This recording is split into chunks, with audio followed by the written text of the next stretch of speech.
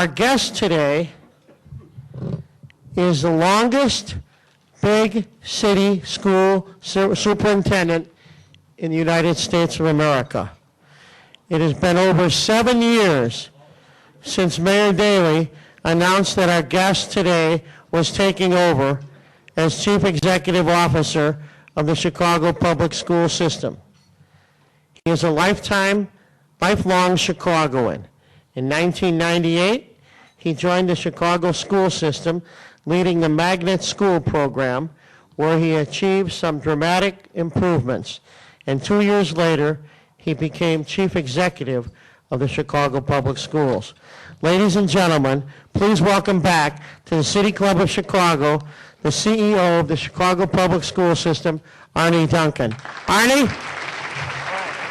Now, Peter gave me that line. I hope it was right. It's good.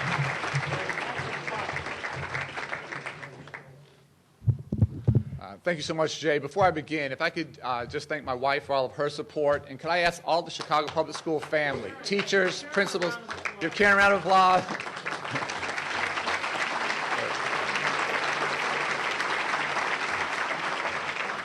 And can I ask all the members of the CPS family, teachers, principals, administrators, local school council members, please stand up. These are the guys doing the hard work every day. Give them a round of applause.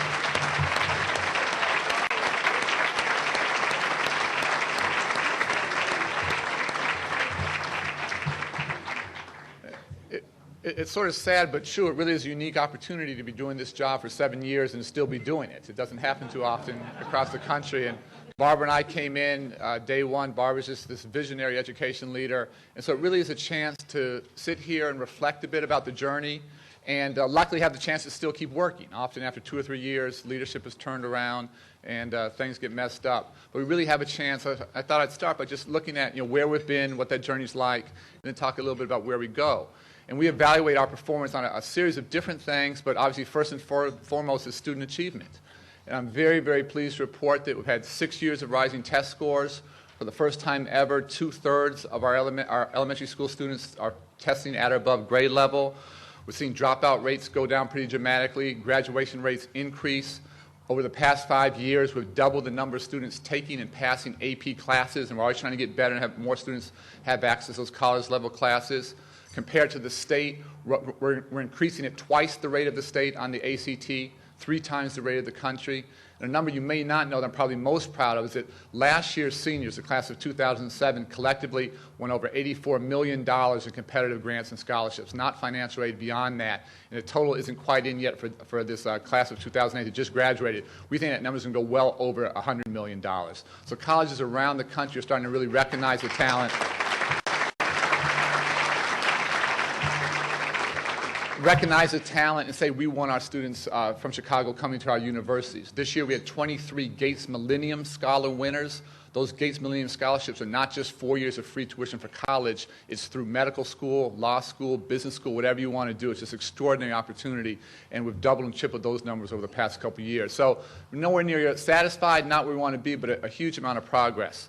Secondly, you look at labor peace, and those of you who've been in the city for a while might remember pre-1987 when we had 9 strikes in 17 years. Every other year a strike. No sense of stability, no sense that when we say school's going to open, school actually opens.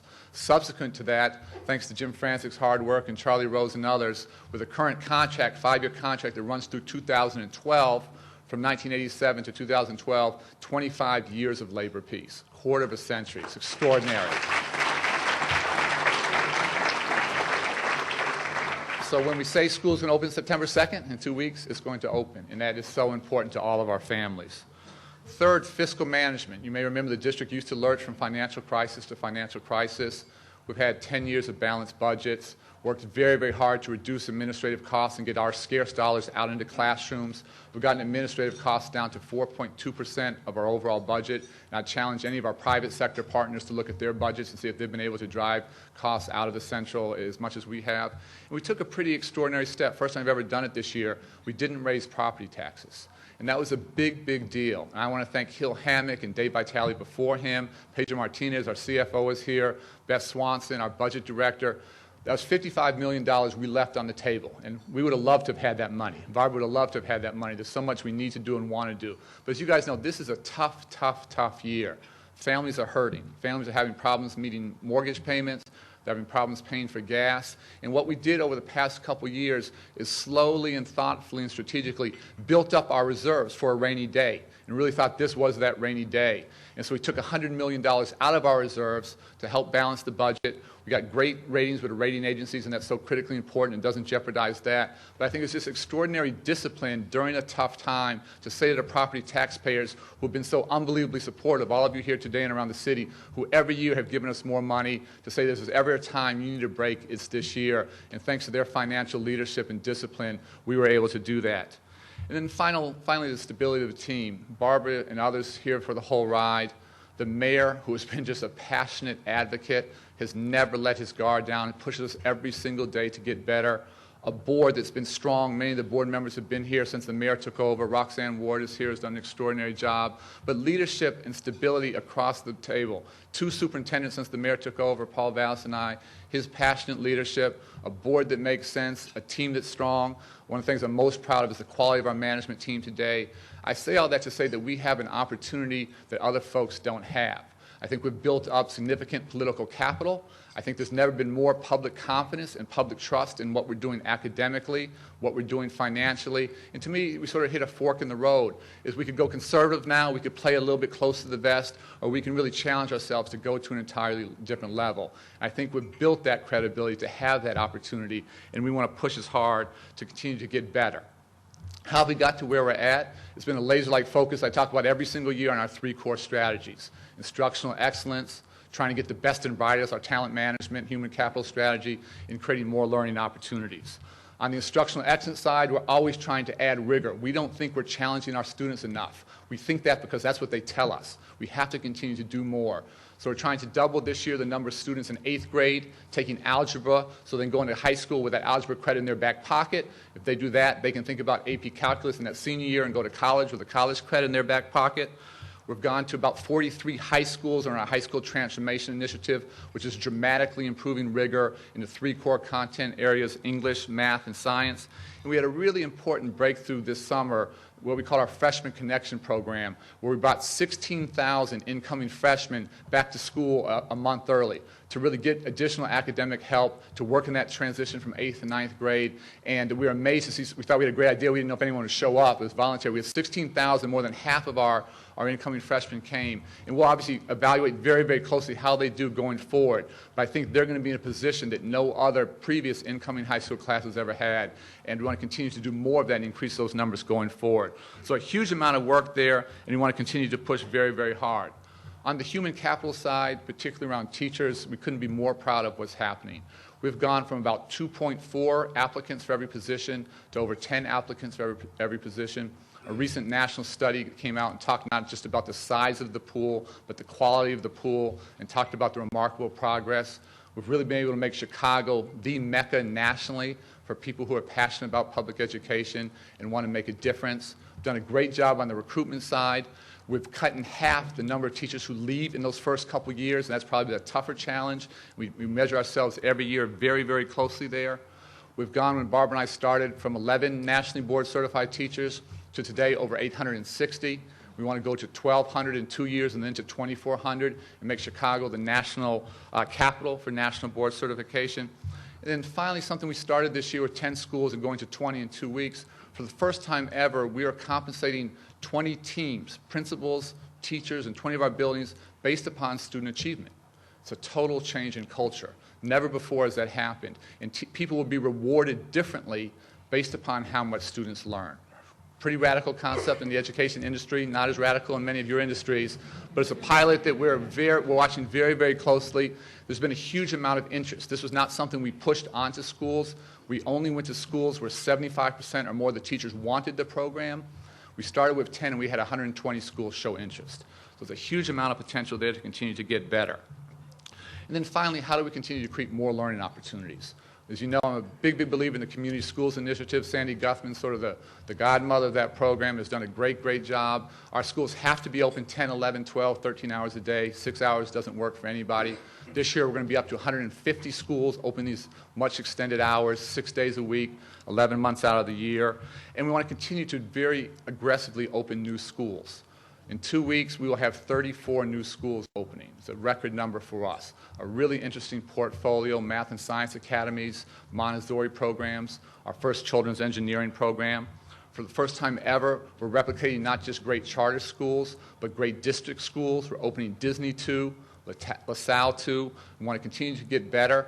We want to continue to replicate more and more district schools. You may not realize the top 3 high schools in the state today are Chicago Public Schools. They have huge waiting lists. We have to do more of that.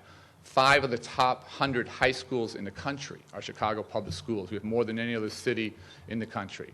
5 of the top elementary schools, 5 of the top 10 elementary schools in the state are Chicago Public Schools. We want to continue to very aggressively push those efforts. And then finally, on the new school strategy, something we're doing sort of at the other end of the spectrum is we're turning around 6 of our schools. 2 of our high schools that have historically struggled, Orr High School on the west side, Harper on the south side, and 2 of the neighborhood feeders. We're keeping all the children in the buildings and moving all the adults out and coming up with a brand new team. And we think we can do dramatically better. And the idea is sort of simple. We've closed and opened schools pretty aggressively before, but never sort of looked at an entire neighborhood. So the goal is not to transform the opportunities for just a handful of students or a couple hundred, but to take an entire neighborhood. You can't change a high school without changing the elementaries. You can't change the elementaries without changing the high school. Doing it together. So we're going to take 3 schools on the west side, 1 high school, 2 feeder elementaries. South side, 1 high school, 2 feeder elementaries. Again, watch it very, very closely. If we do that well, that's something we want to do much, much more of. So as we go into school in 13 days, and we're counting down, we're very, very optimistic. We're very, very hopeful. There's a real sense of confidence, a real sense of momentum, but we also face some huge challenges. I want to talk a minute about 2 of those that I really worry about and lose sleep over.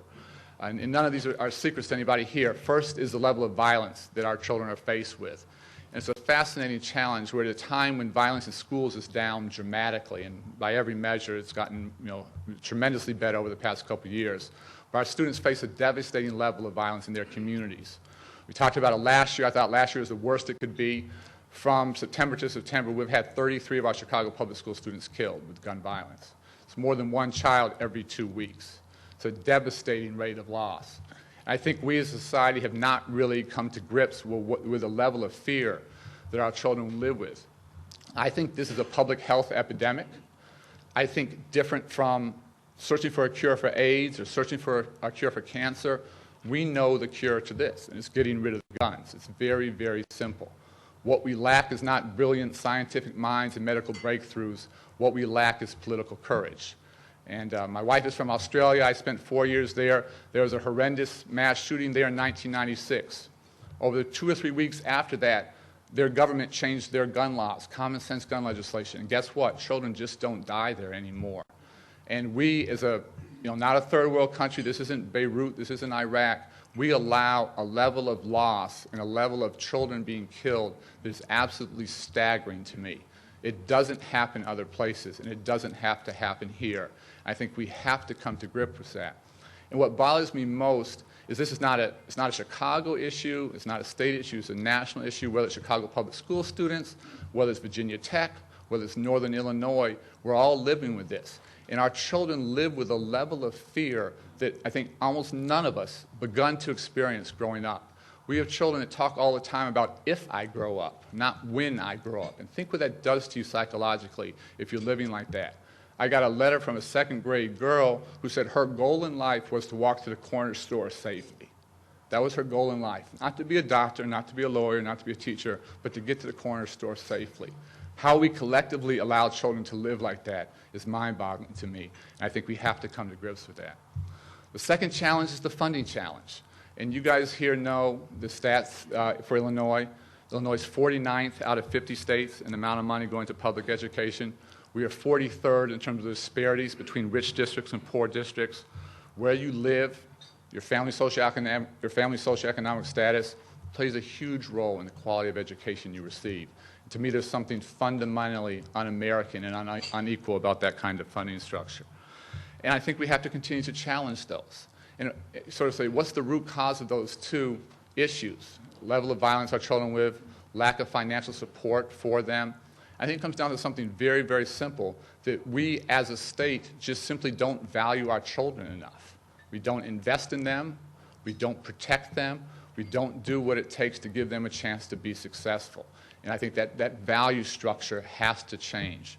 We're a society that is much more concerned about our right to bear arms than our students' safety. We're a society that's been very complacent and silent when the children of the rich get dramatically more spent on them than the children of the poor. And I think we have to collectively find the political will and the courage to change that. So the lack of caring, the lack of investment, the lack of caring about children, I think is a huge issue. And I think we have to talk frankly as well about how dysfunctional adult relationships play into that. And not to put a spotlight or to point people out, but I heard the governor spoke here a couple weeks ago, and outside the lieutenant governor was picketing. This is a city club. You probably read in the paper today, something we've known for a while, that within the Chicago Teachers Union, the president is suing the vice president and trying to get each other thrown out of office. And so I made sure I talked to Barbara before coming over to make sure Barbara wasn't outside picketing. I want her inside eating. And we can laugh and we can make light of it, but when you have that kind of adult dysfunction, guess who doesn't get taken care of? It's children. It's children. And adults have to find a way to get past any ego issues, any challenges, whatever it might be, and work together on behalf of children. And so that kind of dysfunction for such critically important partners for us really helps to shape our existence and limits what we can do. And so we have to continue to fight those battles. At the same time, we have to recognize that we can't control all those things. And so we have to really focus on those things and figure out how do we get better? How do we address those? On the violence side, what can we do? We can't fix everything in neighborhoods, but what piece can we take of that? Well, we can do a better job of teaching our children conflict resolution skills. And not just our juniors and seniors, but our kindergartners and our first graders and our second graders. We have to challenge ourselves to do that. We have to continue to do more after-school programs and keep our schools open longer. By far, the safest places for so many of our students is in the schools. It's not on the streets. Unfortunately, it's often not in their homes. And the more our schools are open and the longer those hours are, the better they're going to do. Third, we're thinking about creating some residential schools. And I think there's certain children, frankly, who shouldn't go home at night. That if we're serious about breaking cycles of poverty and cycles of social failure, we need those children not 6 hours a day, not 12 or 13 hours a day, but 24 hours a day, 7 days a week. So as we go into not this school year, but next school year, we're going to start to open some residential schools. I think we'll have a chance to dramatically improve the life chances of our students. One quick thought on that one is if you think, and this is up for debate, but if you think 99% of our children are safe and have a good situation at home and we can work with parents, and you can debate whether it's 98 or 97 or 96, some might say it's too high. But if you assume only 1% of our students aren't safe at home, and it's not the best place for them, for us, that's 4,000 children. That's a lot of children that, despite our best efforts, we're not going to reach, and we've got to be open and honest about that. And we have to continue to push for common sense gun legislation. We need to stop just sort of putting bandages on gaping wounds. We have to get rid of the guns. We need to do better. We can all work harder. But at the end of the day, the answer is getting rid of the guns, and we have to push very, very hard for that. On the funding side, what can we do? We did something pretty radical before the school year ended in June. We brought 25,000 of our students to Soldier Field, and they led a rally pushing for more funding and pushing for a safe summer. The students did an extraordinary job. It blew away the people who watched, many of the television commentators. It actually sort of angered me that they didn't know how peaceful and how smart our children actually are. And that exposure was very, very important. It went off absolutely without incident. The children really made their voices heard and led a rally that was extraordinarily powerful. And we did 25,000 last year, maybe we do 50,000 next year. And then we did yesterday, I'm sure you saw in the paper, that with the Urban League, we're actually suing the state. We're saying we have a funding system that more than 50 years after Brown versus Board of Education is fundamentally separate and fundamentally unequal. This is a major, major push. I think this is a landmark lawsuit, and we want to challenge the status quo in every way we can. So we want to continue to fight those battles, but also, again, as I said, not lose sight, not lose focus on those things that we control. We can play a role in those things, but if you spend all your time worrying about them, if you take your eye off the ball on our core strategies, what we do to get better, I think we do our students a disservice. So we'll keep pushing very, very hard on the violence issue, keep pushing very, very hard on the funding issue, but what can we do within the Chicago public schools to go to the next level, to not become complacent, to continue to push the status quo? And I want to talk about 5 areas going into this year that we want to think about very, very differently. I talked earlier about how good these great new schools are, 34 new schools. We're seeing huge waiting lists, huge demand. Parents are looking for better options. We think, well, that's a record for us. We should probably be thinking of more like 50 new schools opening each year, and to become even more aggressive there. We should be thinking of networks of schools. We have great charter operators. Chicago International Charter School is our largest. They may be here today. Beth Purvis, who does a phenomenal job running it, and Chris Henderson, the chair of the board, who are running almost a dozen schools now. We should be getting other players getting up to scale. And I think I should be thinking of my job less about managing 600 individual schools, but more managing networks of high-performing sets of schools together who are continuing to improve and continue to drive change. We're opening, as I said, Disney 2 and Disney and LaSalle 2 this fall. First time we're ever replicating district schools. We should be thinking now about Disney 10 and LaSalle 10 and figure out how we get there not overnight but over time. And again, with so many extraordinarily high-performing schools, how do we do more of those? And again, there's just tremendous parent demand for that. And then third, I talked about the turnaround schools. We're doing two high schools this year, 4 elementaries. Think about if we up that a little bit more and we're doing 4 high schools and 10 elementaries a year. If you did that for 4 years, 5 years, 16 to 20 high schools, 20, 25, 30 elementaries, you basically would eliminate the bottom 10% of your schools. That goes out of your portfolio, and you come back with something dramatically better. So whether it's creating networks of high-performing charters and others, networks of high-performing district schools, taking the turnaround strategy up a notch, I think we should be aiming for 40 to 50 new schools every single year. And I want to really challenge the business community. They have been unbelievably supportive. Phyllis Lockett is here. The Renaissance School Fund has raised almost $50 million to support these efforts. And I think as well as it's going, to stop would be crazy. To not keep going, to not push even more aggressively. And the financial support has been phenomenal, but we really need to think collectively about how we take this to an entirely different level, continue to build upon the lessons learned, and dramatically change the educational options, again, not just for individual children and families, but for entire neighborhoods, and to do it very, very quickly. Secondly, we're in a business, and you guys know it, and so many of you are as well, where talent matters tremendously. You could have brand new building, you could have great technology, you can have great textbooks, a great curriculum. If you don't have great teachers in the classroom, it just doesn't matter. There's all kinds of studies that show that by far the biggest determinant of student success is not socioeconomic status, it's not family structure, it's the quality of instruction in the classroom. 3 good teachers in a row, and the average child is going to be a year and a half, 2 years ahead. 3 bad teachers in a row, and the average child is going to be so far behind it's hard to catch up. And I think we've had a situation historically where not always, but far too often, great talent has fled from where we needed it most, from the inner city communities. And so we're spending a lot of time thinking about how you reverse that flow and how you make the capstone of your education career not going to Whitney Young, but going to Harper or Robeson or Marshall or Manly. And how do we start to build a culture where that's the norm? And I talked about the pilot earlier. For the first time ever, we're starting to compensate folks based upon student achievement. And think about if we had our best principals going to our toughest neighborhoods and producing great results for those students, what if we paid them $200,000 a year? What if we paid our best teachers, pick a number, $125,000, $150,000 a year? I think that would be the best money we could spend. It's the kind of thing we've never done. And I want to continue through this pilot and beyond to really think about dramatically changing that status quo. And I want to challenge the union to spend less time thinking about how you protect the worst and more time thinking about how you support and recognize and reward and incent the best. And can we really break through there?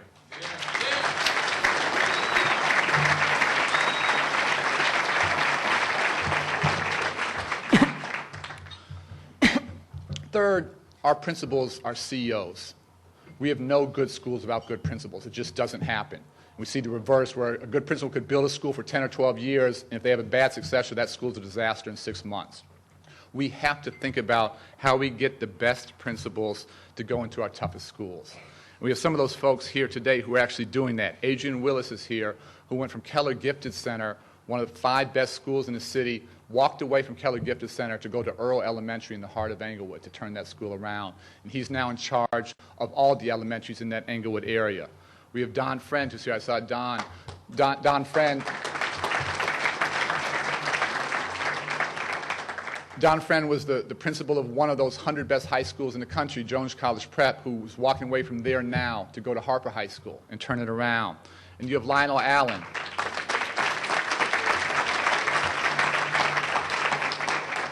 and you've Lionel Allen, who could be doing a million other things, who went to Sherman Elementary in the heart of the Englewood community. In a short amount of time, 125 families who had fled that school because their children were not being well served came back to the school because of his leadership and his team's leadership. Where discipline problems dropped so much that, unbeknownst to me, my auditing team went out to check were they really telling the truth. I couldn't believe how much violence and discipline had changed. And so what we need to think about is now how we're in this game of starting to get some phenomenal people moving, but how do we move from 3 or 4 of those or 5 of those a year to 20 or 30 or 40. And so I really want to challenge ourselves to think about systemically building a pipeline, again, where the best and brightest go where they're needed most. I'm convinced Jones College Prep is going to continue to be phenomenal. I think they'll bring a great leader in to replace Don. I can't think of a better person to run Harper High School. That's where we need him most. And we got to, again, start to do that systemically and really challenge ourselves to continue to get better at that. Finally, we need to figure out an honest solution to the funding problems in Springfield. We have to get away from a system that is fundamentally broken, fundamentally unfair. We can't pull another $100 million out of reserves. It doesn't exist. It's not possible.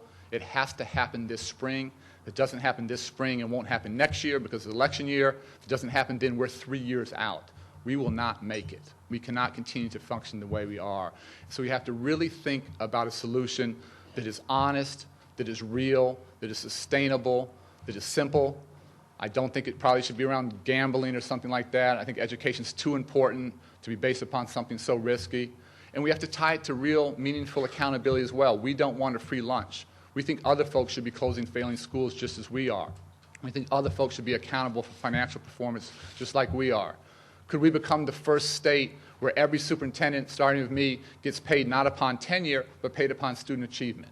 So can we really dramatically change the funding formula, but tie in real academic and fiscal accountability? It has to happen between now and this spring. We have to continue to push very, very hard. This lawsuit is a huge step in the right direction. Unless something magical happens in the courts, that's a solution that's going to take time to play out. We need to address this very, very seriously.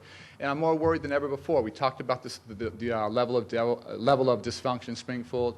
We're losing, as you guys know, President Jones is retiring. He was the one champion who every single year fought for the school children here in Chicago. And so that's a big, big loss for us. So a situation that's already tough gets that much tougher. But again, we have to find the political will, the political courage to challenge the leaders to do the right thing, to do it finally once and for all, so that every year we're not going down begging hat in hand. And again, hold us all accountable for results.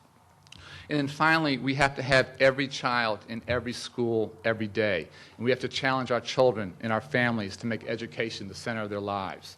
When that happens, I'm convinced we can produce wonders. When it doesn't happen, we replicate cycles of poverty and social failure. So why do we have to continue to push? Why is there such a sense of urgency? A couple quick things. Obviously, our children have one chance at education. If we don't reach them now, we, again, perpetuate cycles of poverty. We perpetuate cycles of social failure. We cannot wait. And I think our society is based more and more, the divisions, the discord within our country is based less and less around race and more around social economic status. And what drives socioeconomic status? It's educational opportunity. So our haves and have-nots are going to be much more based upon who got a quality education and who didn't, and we have to break through as quickly as we can. Secondly, every child has to have adults in their lives that care about them. And who better than school systems to bring hundreds, thousands, tens of thousands of adults into our children's lives to make a difference. My mother's run an inner-city tutoring program for 48 years. My sister and brother grew up as a part of her program. Throughout my life, I've seen children from extraordinarily poor backgrounds, very tough families, go on to do unbelievable things. Why? Because they have people like my mother and others in their lives pushing them every single day. I visit some of our highest performing schools in the heart of the inner city, where children who are homeless, children who are dealing with abuse, children who are dealing with staggering things are still successful academically because there are adults in their lives who care about them and are pushing them hard every day to think about what they can achieve. I talk about $84 million in grants and scholarships. The vast majority of those children are first generation going to college. Many of our children are first generation graduating from high school. So don't tell me what students who are poor can't do, because we see every day with real opportunity, with real high expectations, with adults who are with them through thick and thin, through good times and bad, what they can do when given that chance. And then finally, I know this is a local audience, but I want to just step back and sort of look nationally and give you a little perspective nationally, because I'm convinced more and more that we have an opportunity here that no one else has. New York has done some great work. I have a lot of respect for their superintendent, Joe Klein. We've done some stuff together. But a couple things are happening in New York. Their mayor is coming up on term limit, so he's going to be done. The superintendent's going to be done. And probably most devastatingly, the mayoral control of public education, which is so critically important, and what our mayor's done a masterful job of, that's sunsetting. That's probably going away. And so for all of New York's progress, I think their best days, unfortunately, might be behind them unless something changes. And they're very, very concerned about where they go as they move forward. If you look at Los Angeles, their board's dysfunctional. They have these huge elected boards, spend millions of dollars on a campaign. The union actually runs the board. And while I want to work very closely with the union and want a stronger and better partnership, I don't want the union to be my boss. And so it's set up to not move there. Look at a place like Baltimore. They've had 5 superintendents in 10 years. St. Louis might take the cake. They've had 8 superintendents in 6 years. Superintendent in Prince George's County is actually on his way to jail for stealing money while he was in that position. And so I think we owe it not just to our children here in Chicago, but to the nation's children, to upset every apple cart that stands in the way of educational opportunity and student achievement. I think this is the defining issue, the civil rights issue of our generation. It's a fight not just for quality education, but it's a fight for social justice. If we shrink from the challenge of becoming the best, we won't have another chance. We have to wait years, if not decades, for another mayor like Mayor Daley, a city like Chicago, in a moment like this when I truly think anything is possible. I'm absolutely hopeful, but I'm not naive. I know it will take political courage, but we can't shrink from the fights, be they with the unions, the tax hawks, the political opponents, or simply the forces of bureaucratic resistance within our own organization. There are simply no acceptable excuses. We need to create schools that are not just good enough for other people's children, not good enough for poor people's children, not good enough for minorities' children, but good enough for middle-class children, good enough for our children, good enough for all of our children. Thank you so much.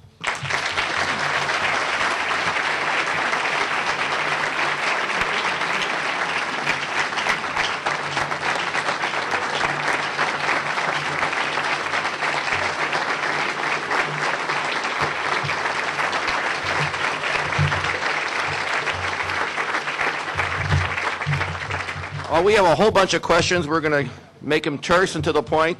And I'm going to do, before we start, Arnie, take a break for 1 second. I'm going to do a Jay Doherty. We have in the audience someone who was a former state official who I've known for a long time. Former Controller Mike Bacalus. Mike, stand up.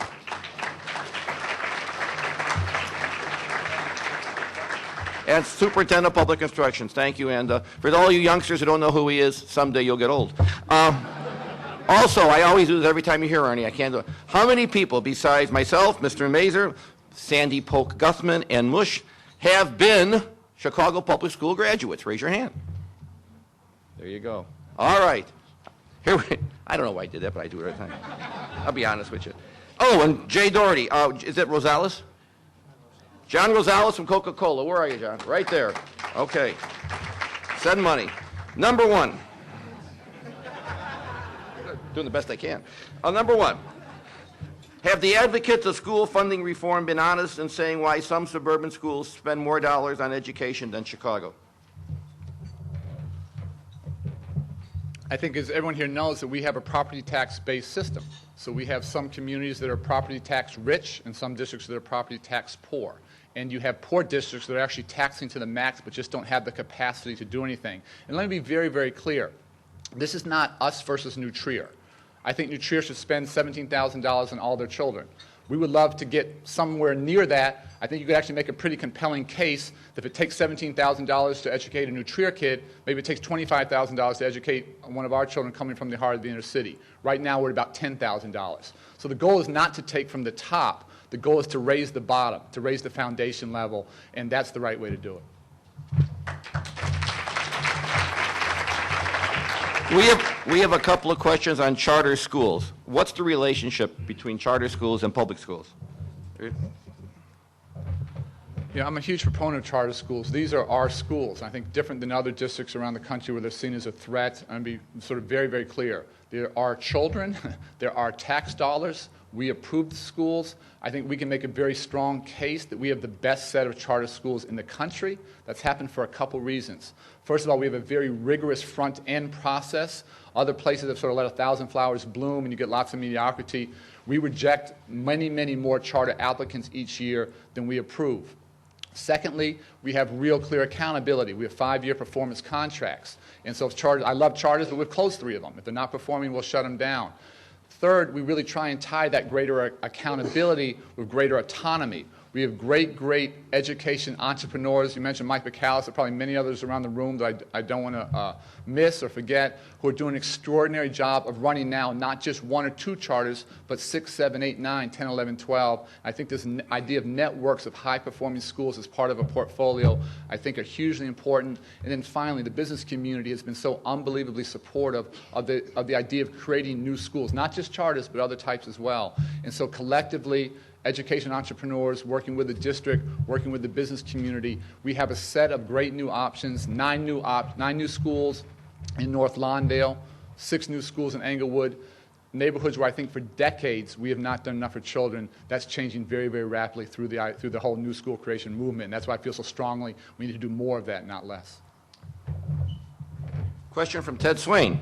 Are you, I bet he is. Are you familiar with Paul Vallis's work in New Orleans? Do you think it has any useful implications for Chicago? Yeah, obviously I learned a tremendous amount from Paul here, and we talk on an ongoing basis. I think there's lots of great work going on there, and he's sort of looking at similar ideas of portfolios of schools. He's trying to bring in lots of great new talent like Teach for America, and we're going to have 580 Teach for America students here. And so I think there's lots of great work going on, not just in New Orleans, but in many other places around the country. And I'm always trying to steal good ideas and bring them home here. From former Senator Art Berman. How do we prevent Senator Meeks from keeping kids out of school? Kind of a, well, we just right down the middle for you, Arne. Let me be very, very clear. You know, we are all, and I talked about it probably too much, we are all desperately angry and frustrated with the lack of movement on the funding issue. We're sort of sick and tired of being sick and tired. And so we have to challenge that with everything we have, and I respect Senator Meeks for doing that. On the flip side, there is no excuse, and I want to be very, very clear, there is no reason why children should be out of school. We should let adults fight about adult issues. We should let children get their education.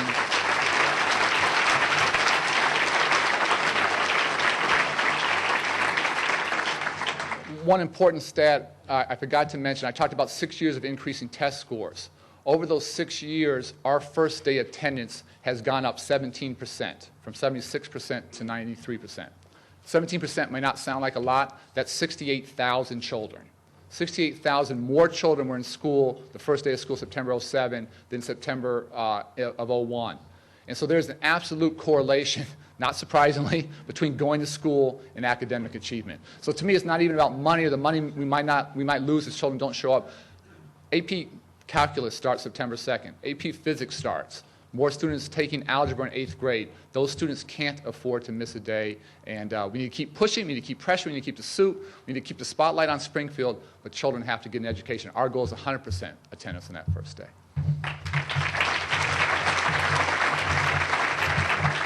I'm sure these are not the Chicago Public School graduates, but can we kind of upgrade the penmanship? You know, my eye work is not quite done yet, so help me out here, will you? This is from Mr. Anand. We have a lot of those. How many percentage of violent gun crimes are committed by registered, legally purchased guns? Do you have any idea, Arne? Yeah, I don't. And again, I'm maybe more radical than some here, but I just passionately believe in this, that if you look, and I've looked at lots of international comparisons, again, looking at civilized first world countries, if you look at England, if you look at Japan, I mentioned Australia, children don't die due to gun violence. They have common sense gun legislation that prevents thousands of people from getting thousands of guns, and we just don't value our children in our country. And so I think there's nothing more important we can do than to get guns out of the hands of folks who would do harm to children. And we have not been honest enough about that. I think the Second Amendment challenge and the issues with the Supreme Court recently were very, very discouraging. And I think this is a reality. Again, it's not just an inner city reality. It's a state reality. It's a national reality that our children are growing up thinking about guns and worrying about guns and worrying about are they going to make it in ways that we never had. And I think that has devastating psychological consequences.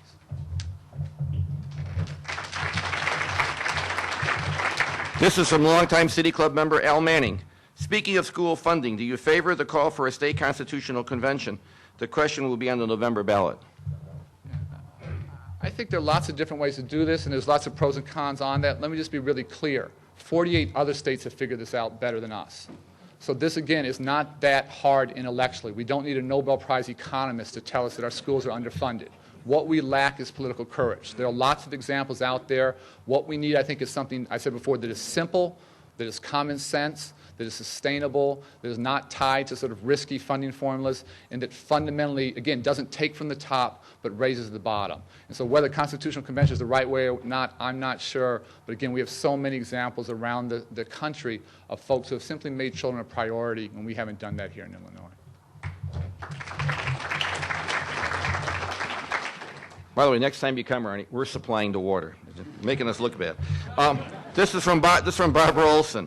Education to careers. How successful has it been? To what degree has the business community supported the ETC program? Yeah, the question really is a great question. It's really about vocational education. It's actually one of the areas where I think we need to get dramatically better.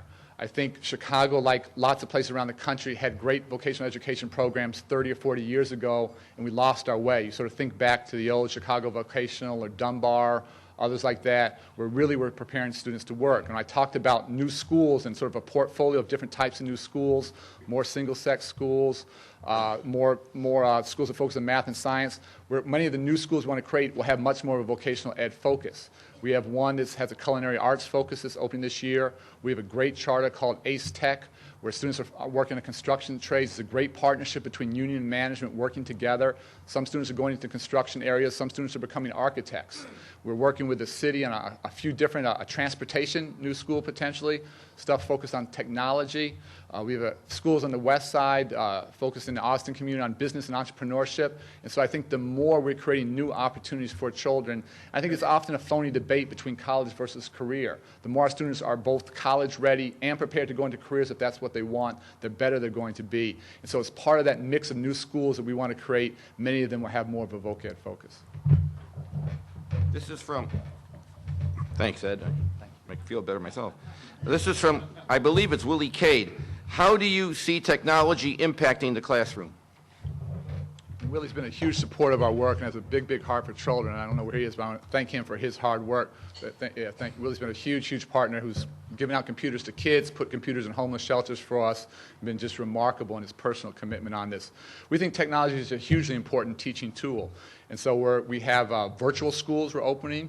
We have more and more students taking classes and taking AP classes and college-level classes through technology. We think it can be a great, great teaching tool, and we want to continue to create and innovate and give more students opportunities to have access to be successful in the 21st century. They have to have this, and we want to continue to get better. Okay, we're winding down. We have 3 more questions. This is from Gwendolyn Kincaid. What strategies are in place to dramatically increase students with disabilities meeting or exceeding the standardized test? The standardized test. It's a huge question. What you're talking about is our students who are in special education. And let me sort of break that down quickly to get to my point. Of the students who are in special education, about 60% are labeled LD, learning disabilities. I would argue that the vast majority, many of those students, we simply didn't do a good enough job of teaching them to read when they were young. And so over time, our goal is to dramatically reduce the number of students going to special education. And it's sort of an amazing thing. No one ever seems to come out of special education. Once you're labeled, you're there forever. It's not something you get worked on and fixed and you move on.